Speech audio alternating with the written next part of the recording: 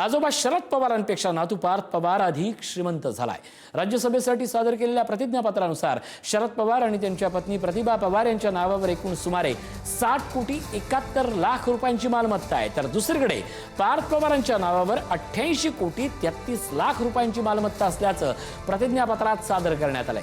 शरद पवारांची स्थावर मालमत्तेमध्ये बारामतीतील शेती, घर, सदनिका यांची सध्याची किंमत 15 कोटी 99 लाख रुपये आहे, तर पार्थ पवारांच्या स्थावर मालमत्तेमध्ये बारामती तालुक्यातील शेतजमीन आणि पुण्यातील घर अशी एकूण 76 कोटी 98 लाखाची मालमत्ता आहे।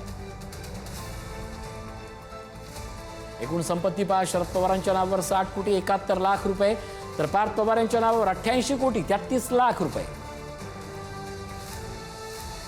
जंगम मालमत्ता शरद पवारांकडे 44 कोटी 72 लाख रुपये एवढी आहे, तर पार्थ पवारांकडे मात्र अवघी 11 कोटी 35 लाख रुपये एवढी आहे।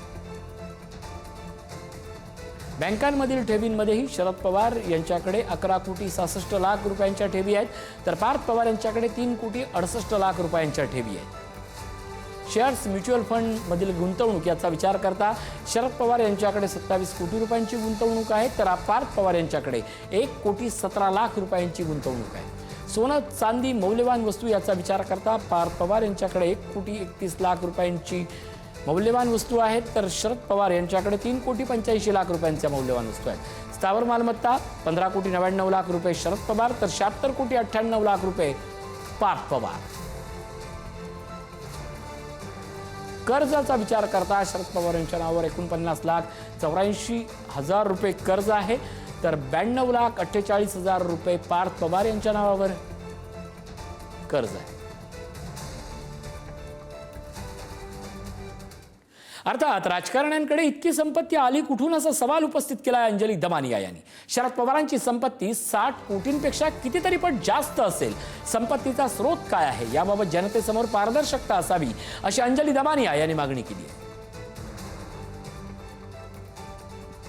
आज माध्यमांमध्ये बातमी होती की शरद पवारांपेक्षा पार्थ पवार जास्त श्रीमंत आहेत। शरद पवारांची प्रॉपर्टी 60 कोटी आणि पार्थ पवारांची 80 कोटी।